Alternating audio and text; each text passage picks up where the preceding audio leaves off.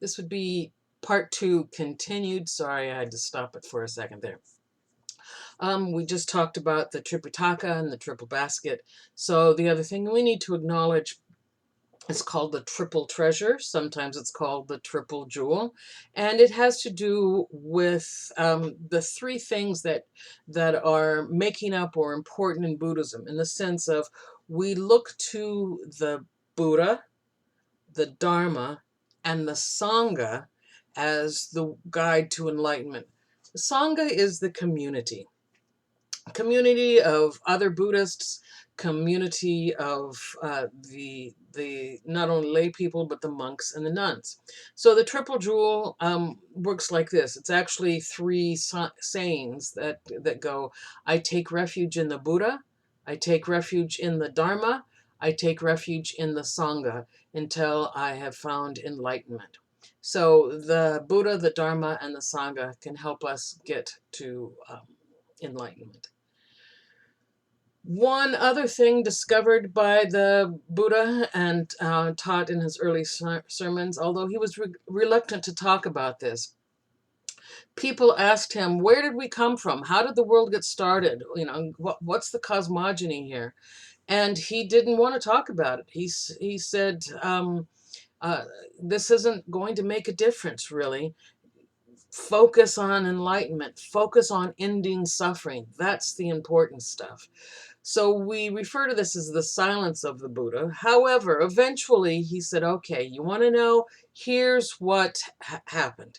He doesn't talk about, a creator God, no creator God. He doesn't talk about, Big Bang Theory, anything like that. What he talks about is called interdependent arising. It's a conditional arising. It's a continuous process of things originating and creating. It's described frequently as a chain of 12 links. So you've got 12 links of a chain that are all connected. And these 12 elements that are represented by the chain come into being together. So that's why it's called interdependent, not independent, but interdependent, because when one link of the chain exists, all of the links of the chain exist. If the chain is existing, so are we. So if you can break one of the links in the chain, well, one broken link leads to all of them breaking and the end of existence. So there are two weak elements, or two weak links in the chain, pardon me, and those would be ignorance and craving. So these are two areas that we can overcome and break the chain. So the 12 elements that are in the chain are things like ignorance and karmic predisposition, consciousness, your name and form. The textbook has a long list. It's not dire that you know those things. What's important is you know that if one of them exists, they all exist, and that two of them are weak: ignorance and craving. So when we talk about having ignorance, well, ignorance is your unawareness or ignorance of the Four Noble Truths and impermanence. Once you start to understand that and really grasp it, not just like superficially know the words, but really grasp the Four Noble Truths and the concept of impermanence, you have cut through your deluded ignorance and you can eliminate the chain. That elimination of the chain is essentially what we call finding enlightenment or nirvana.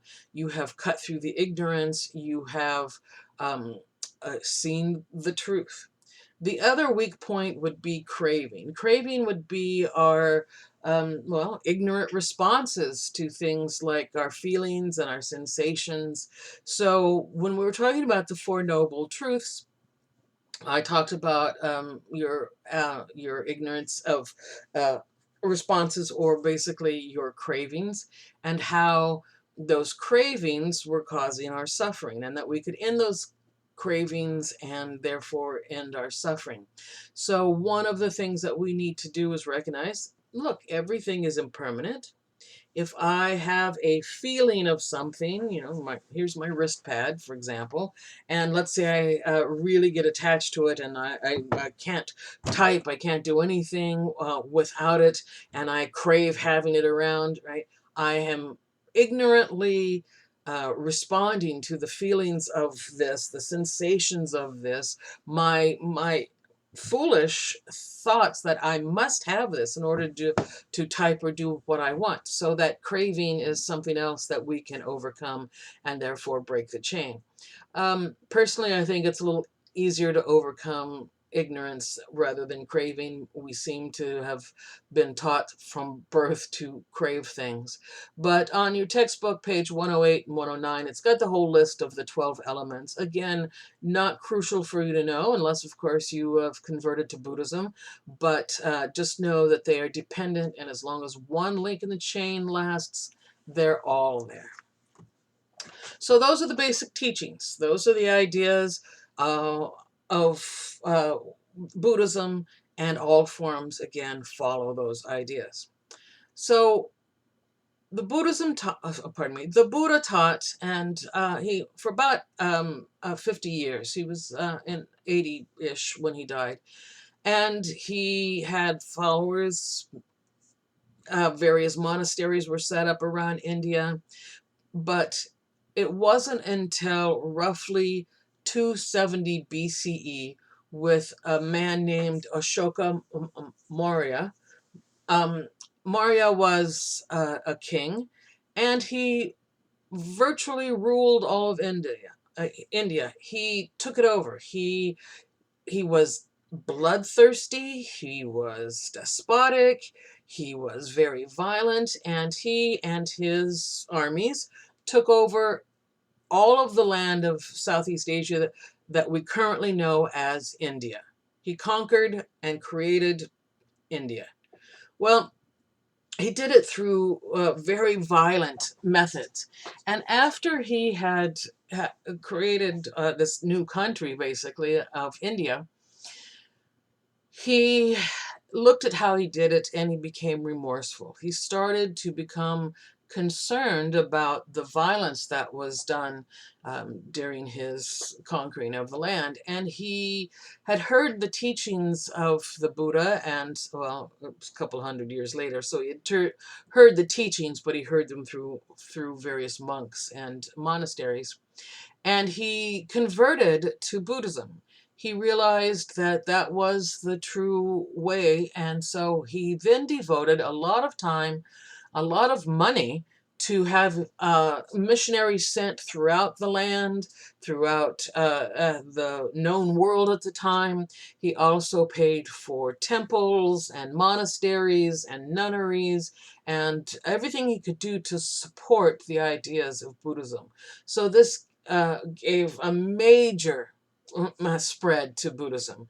It became, in fact, the dominant religion in India, and everyone, for the most part, had stepped away, at least temporarily, from Hinduism and become Buddhist, either because they liked the idea or because of the direct influence of the king, because Ashoka, again, was the proponent of Buddhism that spread it through India, and so people frequently would say, well, that's what he wants us to do, let's do that.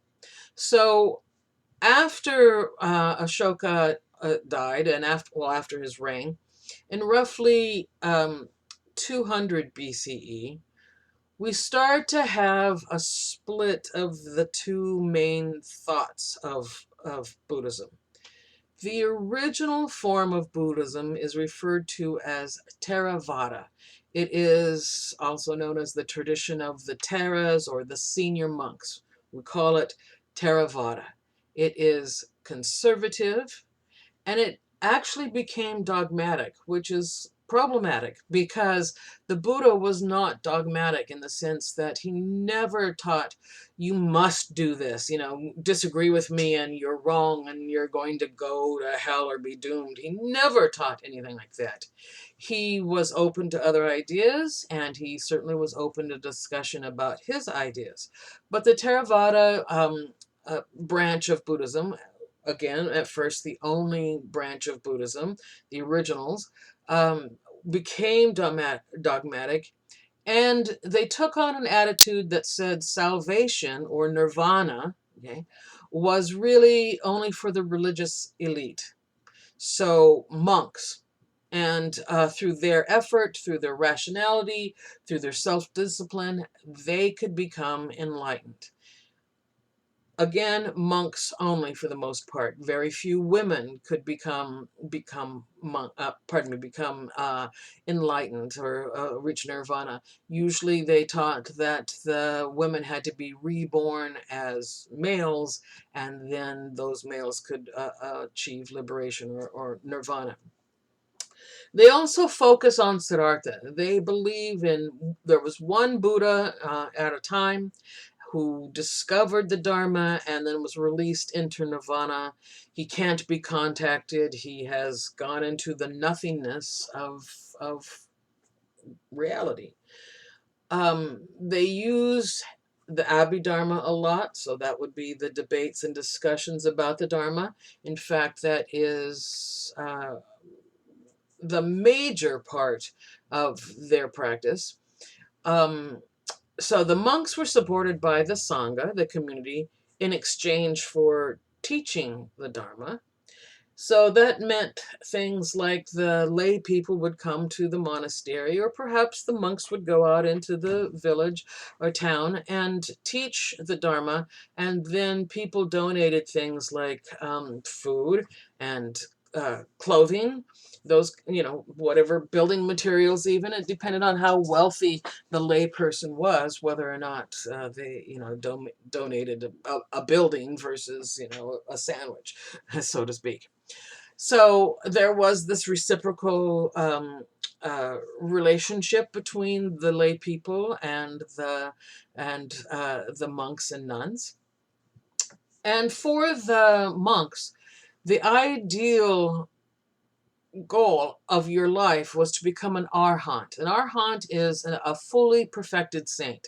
So you should become, and you were striving to become, someone who was virtuous in all of the ways. You were honest and in speech and in action, all of the things that are listed on the Eightfold Path.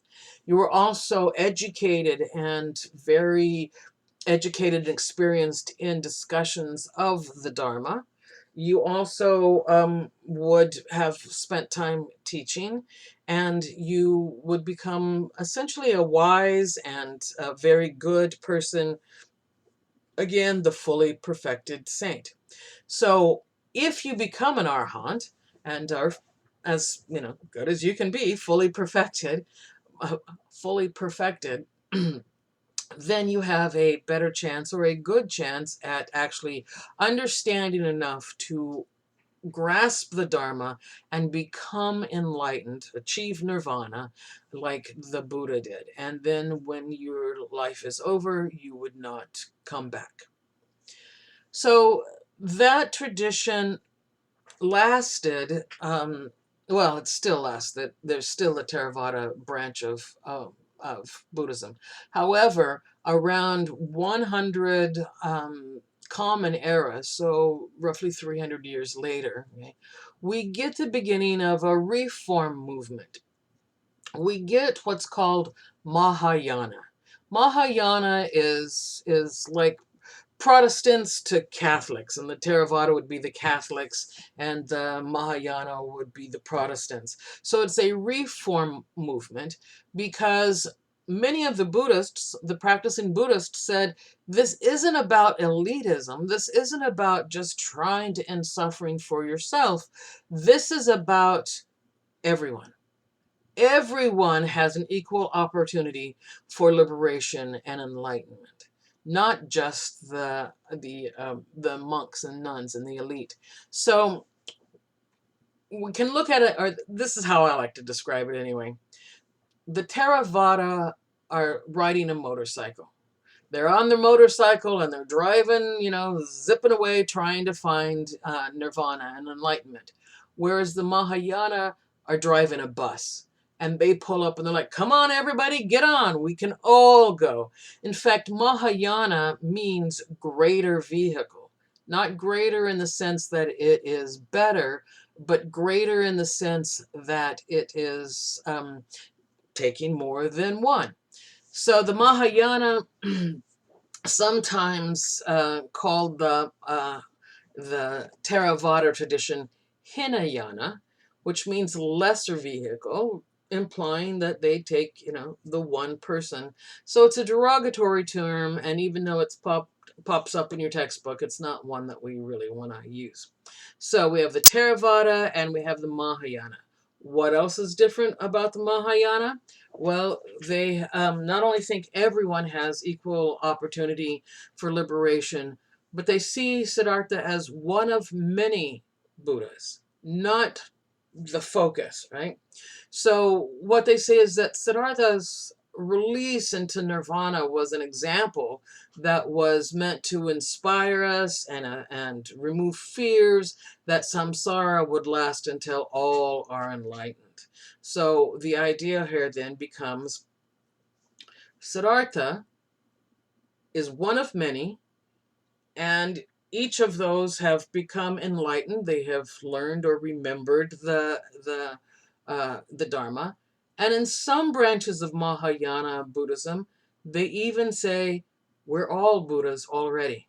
You are a Buddha, I'm a Buddha. We just have to recognize it and act like a Buddha. So the Theravada said, oh, you can't contact Siddhartha, you can't contact the one Buddha at a time. He's gone into nirvana. The Mahayana say that you can contact the Buddhas, plural, via prayer and meditation.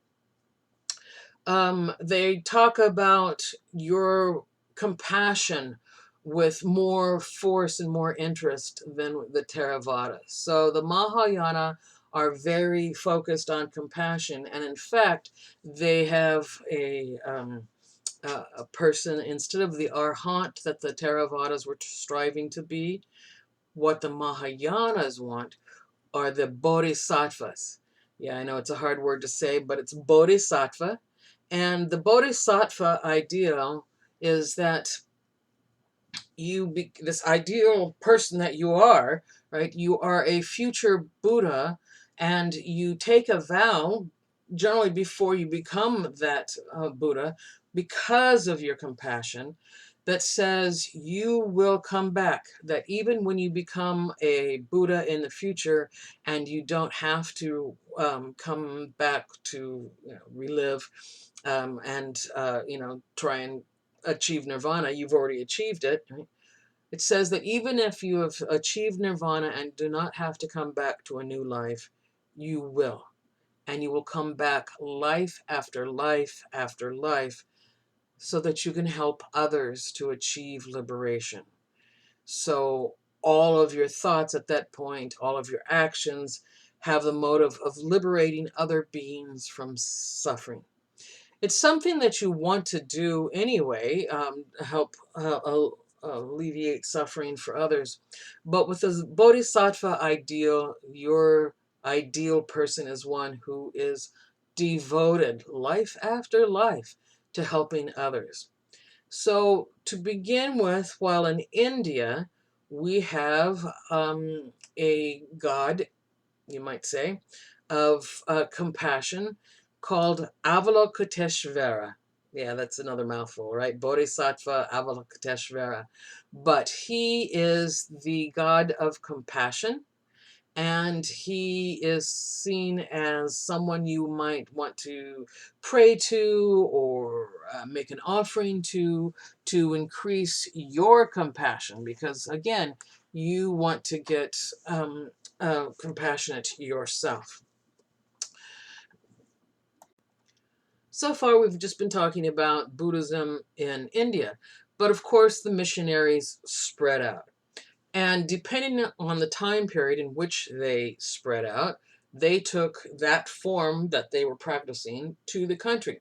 So the first form of Theravada Buddhism went with Theravadan monks, and traveled south. And so they went into Southeast Asia, and they took the teachings of the Buddha into what is now, Vietnam, Sri Lanka, Cambodia, Thailand. And those countries adopted and embraced, actually, the Buddhist teachings. And even to this day, the primary form in those countries that is practiced of Buddhism would be the Theravada tradition.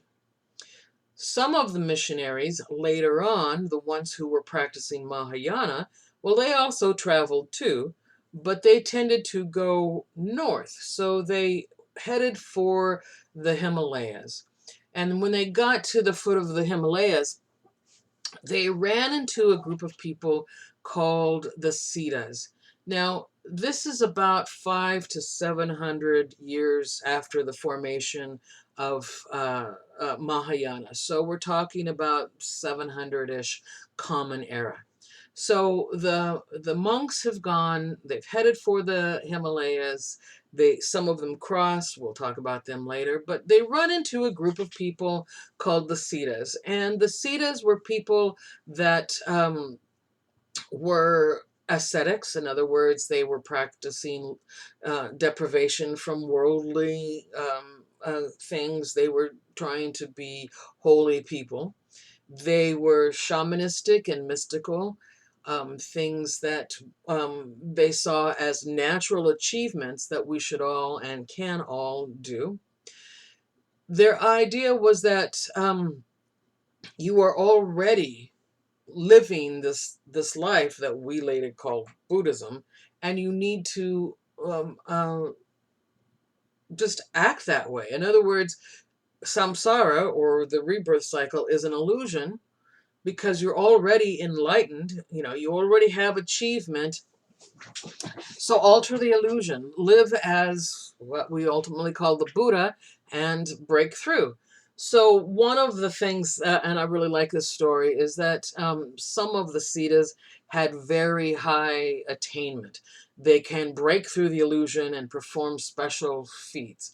And the story that I like the most is that there was a man who was drinking alcohol, and drinking alcohol was forbidden. And so the people who saw him, the people in the forest who saw him, went to the leader, the elder, and said, "We saw him drinking alcohol." And so they called him forward, and he said, "Nope, it wasn't me. I didn't do that." And they people were like, "Oh, we saw you. You were doing it. We saw you drinking." He said, "No, no, I didn't do it." And this argument went back and forth. "Yes, you did. No, I didn't." That kind of thing, until eventually the elders said, "Okay, so here's what we're going to do. We're going to give you a test." And the man says, "Yes, give me this test, because if I can pass this, you'll see that I was telling the truth." And the test that the man proposes, he says, "I'm going to drink some boiling copper, and if I can drink the copper and not be injured, it will show you that I'm telling the truth." So apparently they had some copper available. I'm sorry, my dogs just showed up. Hold on. Okay. So he says, if I can drink the copper and not be harmed, it will show that I'm telling the truth.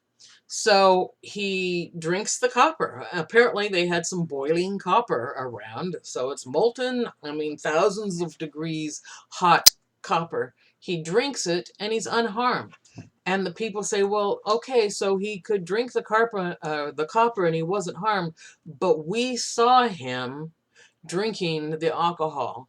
And the elder says, "You know what? If he can drink copper and it doesn't harm him, then the alcohol isn't going to harm him. So let him be. If he drinks it, it doesn't harm him." So he had reached an attainment, a skill level that was so high in these mystical practices that he could drink alcohol. He could drink boiling copper, and apparently everything was fine. So the story continues that, as you raise your skill level, you can do more and more things. You can levitate. You can be in two places at the same time. You can see into the future. A lot of these skills. When the Buddhists met the Siddhas and learned about that skill set that the Siddhas were developing, a lot of, or some of at least, the Mahayana monks liked it, and over a period of a couple of hundred years, they developed a religion that combined both the ideas of the Siddha and the Mahayanas. It's called Vajrayana, which means diamond vehicle, because the idea here is that by altering the illusion, you can cut right through the ignorance and get directly to nirvana. So it was a fast, sometimes called fruit Buddhism, because it gave you results. You already are the fruit. You just have to understand it. A couple of techniques that are important and actually kind of work their influence into all of the other forms of Buddhism that we're going to have are things called, well, there's the mandala and then the mantra. So the mantra we talked about in Hinduism, mantra is the verbal sound. So, for example, Om Mani Padme Om Mani Padme is the sound of the Lotus Sutra, and it's a sound that is a manifestation of the compassionate mind and Avalokiteshvara. So by repeating that, you nourish your compassionate energy. So in Hinduism, we had the mantra Om, Om, Om. We had that, and that was the sound of Brahman and a highly spiritual sound. But in Buddhism, it is mostly a way to improve your practices. It is a way to focus your meditation, because meditation is very important, and it is a way to enrich the energy that you have. The other thing that is important is called a mandala. A mandala you have probably seen. It's uh, a square circle, pardon me, it's a square with a circle in it and lots of little designs. Your textbook has a picture of one. And it's the idea is that it is a 2D representation of a pure place or a pure being. It's kind of like the perfect universe. And one of the things that you want to do is to visualize this mandala while you're meditating. Meditation is supposed to overwhelm your calculating mind, your logical mind, and supposed to free you from those kinds of thoughts, so that you can only, or that you will only, focus on your spiritual thoughts. So one of the things that you would do if you were meditating on a mandala is that you would visualize the mandala. But you don't just visualize the mandala, you visualize on every little detail. So there would be trees, for example, in the mandala, and you would visualize on the leaf of it, or a leaf of the tree, and then the little stem from the leaf and the twig that it goes onto, and then the next leaf, and the next leaf, and the next leaf, and so on around that twig. And then you would take that down to the little branch it's attached to, and then that would go to the other twig, and you would visualize each and every leaf. I mean, it sounds like it's a tremendous thing. I mean, look at a tree in your yard and try and just even look at each and every single leaf on that tree. It's extremely difficult, but that's the point. You're not looking at a tree, you're visualizing the tree, which takes even more effort, and you are overwhelming your mind. You're overwhelming your calculating mind. This can free it so that you can understand the truth and become enlightened. There are a lot of different practices for your meditation. We will be doing a very simple one. I'll give you instructions on that.